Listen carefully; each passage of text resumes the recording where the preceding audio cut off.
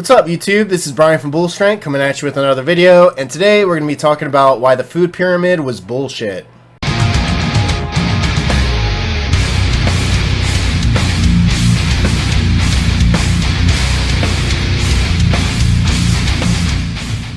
So why was the food pyramid retired? I mean, we can look at this image right now and very easily spot some things that are very, very off. So first of all, the government recommends that you take in basically diabetic levels of bread, cereal, rice, and pasta, which we're going to break out all the math here in a second. The meat, poultry, fish, dry beans, eggs, and nuts. Now, what doesn't belong there? Most certainly beans. I would definitely consider beans to be more of a vegetable, somewhere between like a vegetable and a starch. And nuts are not a very good protein source when you consider how much fat is in them. So it's not that nuts are bad. Nuts are very, very good for you, but I just don't feel like they should be in the same category as poultry and fish. It almost makes it seem like these different protein sources are completely interchangeable, which they are absolutely not. And then recommending multiple servings of dairy. Where did that come from? I'm willing to bet that it came from the dairy industry, like some kind of recommendation or something, but it doesn't even make sense to have an entire category for milk, yogurt, and cheese. And then the fats, oils, and sweets should be eaten sparingly. That doesn't really sit well with me either. I agree that sweets like candy and junk food, that should be eaten sparingly, but oils like you're talking about coconut oil, avocado oil, hemp oil, olive oil, like these are all really good for you. Yes, they are saturated fats, but they are good for you. Your body needs them. Every cell in your body is made of fat. So you absolutely have to consume fat. You need sustainable levels of fat in order to exist.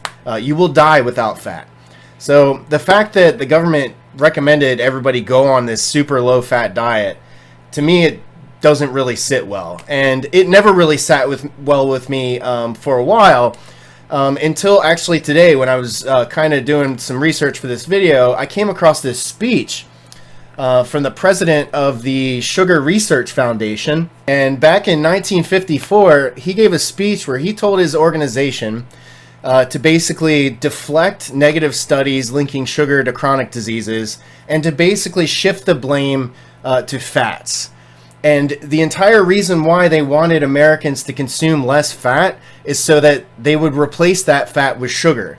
And at the same time, the sugar industry was promoting sugar as a superior carbohydrate source. So they're saying sugar is the king of carbs and fat is bad for you, which led to about a 33% reduction in fat from most Americans' diets, which was then replaced with sugar. Are we seeing the problem yet? So basically the entire point of the low-fat diet that was being propagated back then was literally coming from the sugar industry. They wanted to milk in extra profits, and believe me, they did. So what has happened since the 80s, since these practices have been adopted, since the food pyramid was taken really seriously? Well, what happened, like I said, the consumption of fat decreased while the consumption of carbohydrates increased, and we saw a massive skyrocketing of cancer, of diabetes, of heart disease. The state of Americans today does not compare to Americans back in the 80s when it comes to health. We are in dire straits right now. We have over 100 million people that are either pre-diabetic or type 2 diabetic. I mean, it is an absolute epidemic, and I blame these food companies that put out these bogus studies, and the government for propagating a food pyramid that's complete nonsense for this health crisis that we have today.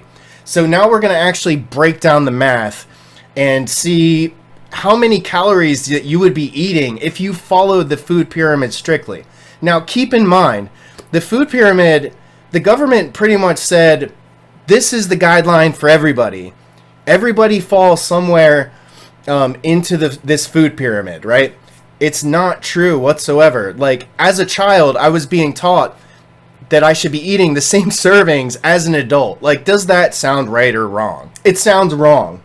Like, literally, all I learned was the food pyramid. I learned nothing about calories, which is the most important factor in maintaining weight and gaining weight and losing weight and staying healthy, right?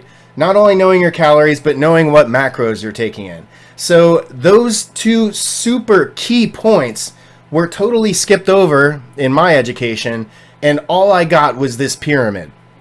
So what we're going to do is we're going to calculate how many calories you'd be eating if you were eating the low range of all of these recommended servings, and then the high range, and you're about to see how freaking ridiculous this stuff is. So for grains, we'll say one serving of grains is roughly about 150 calories, right?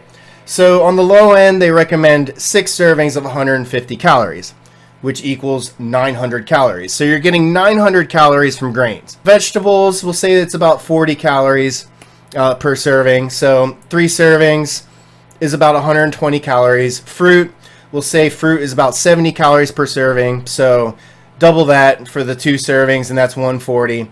And then meat, since meat is a little bit fattier, tends to be a little bit more caloric. So we'll say, one serving of meat is about 250 calories. So the bare minimum is 2 servings, which is going to equal 500 calories from meat. And then finally, dairy. So 1 serving of dairy is roughly about 200 calories times 2 for the amount of servings you're supposed to get. That's 400 calories.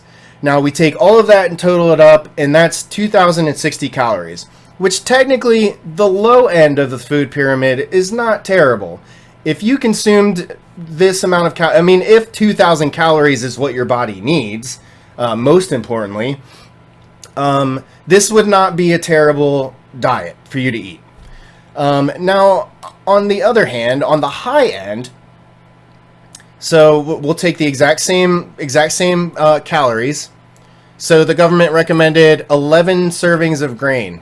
Okay, so 11 servings of grain times 150 calories per serving is 1,650 calories from grains.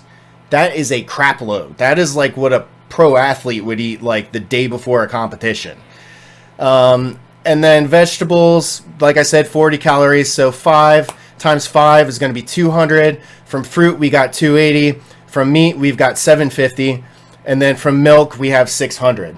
So on the high end, the government recommended 3,480 calories, and then on top of that said to eat junk food, but to do it sparingly. What? Nothing about this was right. Nothing about this was right. Without teaching people what these portions are supposed to look like, or how to calculate your calories, or what the hell a macronutrient is, the food pyramid is completely useless information. It's completely arbitrary, made up crap. And the fact that they said everybody needs to be eating 6 to 11 servings of grains every day is absolute nonsense.